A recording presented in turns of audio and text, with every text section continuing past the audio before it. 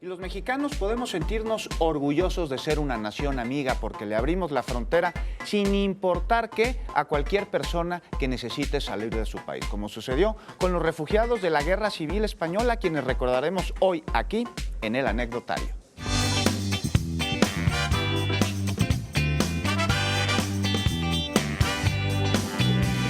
Ángel, Gabriela, buenos días. ¿Cómo están? Recordaremos, muy bien, recordaremos a los refugiados de la Guerra Civil Española porque los mexicanos somos una nación de amigos que abre sus fronteras a quien lo necesite sin importar la razón. Gabriela, tú eres un clarísimo ejemplo de ello, ¿no es así? Así es, Juan. Ángel, muy buenos días. Yo puedo darles fe de que esto es cierto. Yo recientemente cumplí un año en Ciudad de México y este país me ha recibido con muchísimas oportunidades, pero a mí no ha sido la única que le ha brindado oportunidades, también a los refugiados de la Guerra Civil Española.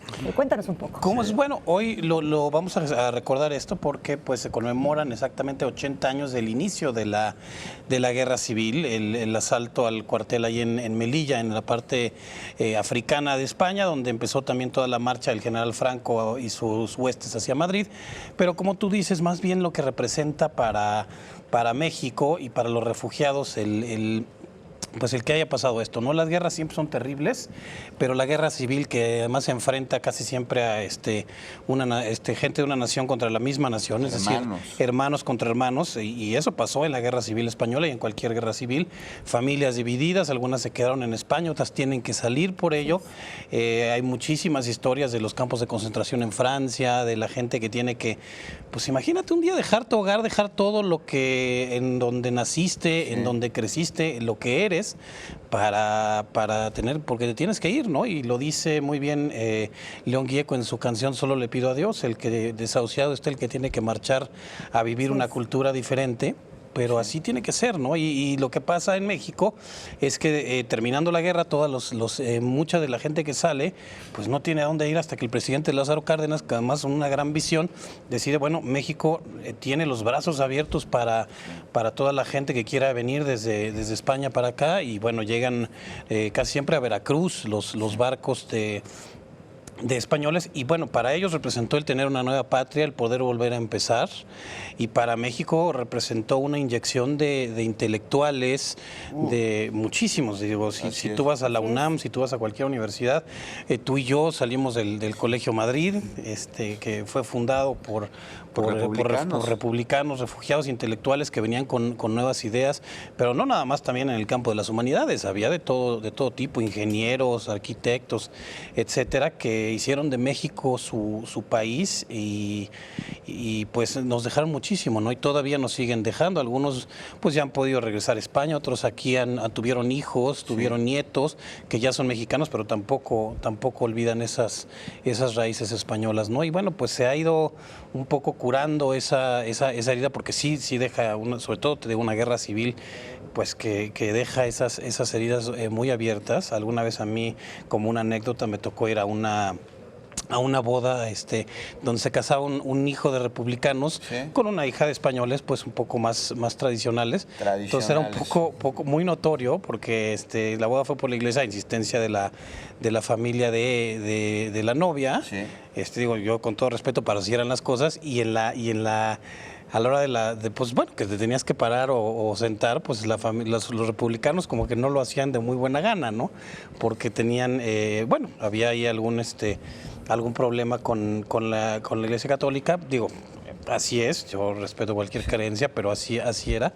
Y bueno, ese era un poco el simbolismo de lo que estaba pasando con esa España, ¿no? Una España porque habrá quien te diga que el general Franco fue un salvador de su país, y habrá quien te diga que yo lo creo, que no, que era un dictador. O sea, el que te abran las puertas una nación y te reciba como amigo para poderte desarrollar ahí. O sea, es maravilloso. La verdad es que uno se va adaptando a la cultura del país.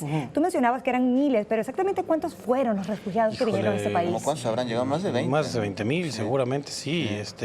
Y más te digo, con todas las familias que tuvieron, pues ya hay muchísimos que tienen No sé en tu caso, pero cuando vas a los colegios republicanos, al Vives, al Madrid, yo fui primera generación porque mi familia no venía de la Guerra Española, pero había unos que ya eran sus abuelos y los hermanos, y ya eran familias completas que habían ido a esas escuelas, que además aplicaban nuevos métodos de enseñanza, que eran como muy modernos en su trabajo, progresivos en su Juan, manera de educar. Y sabes que en todos estos hechos hístoricos siempre, y ya lo mencionaste brevemente, hay una fuga de cerebros, una fuga de intelecto.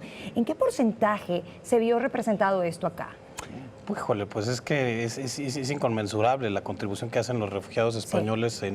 Si tú te vas a cualquier facultad de la UNAM, por ejemplo, había maestros que venían desde la universidad, Juan Benito Artigas en la Facultad de Arquitectura.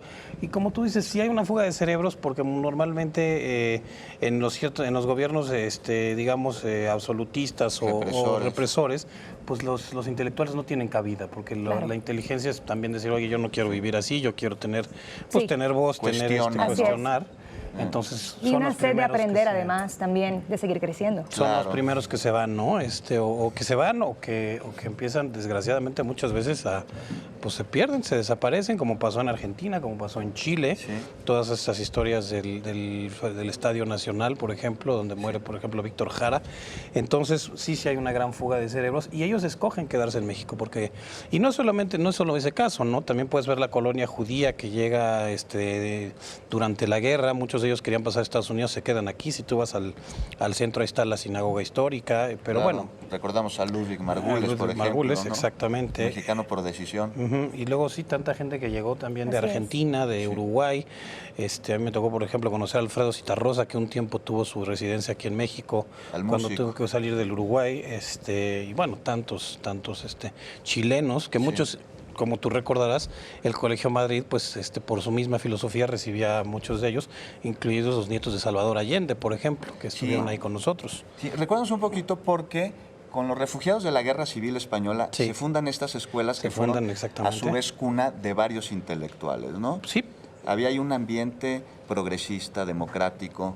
Sí, un ambiente progresista, democrático. ¿Y no era exclusivo de españoles? No era exclusivo de españoles porque pues tampoco hubiera sido un poco paradójico que dijeran, bueno, venimos de una escuela donde nos abren las puertas y nada más vamos a cerrarlas nosotros. No era exclusivo de españoles y sí tenían pues estos métodos de enseñanza donde se impulsaba al estudiante a pensar por sí mismo, donde se le escuchaba un poco más. Digo que de repente chocaba a veces ya después cuando salías un poco con la realidad del mundo, pero te daba...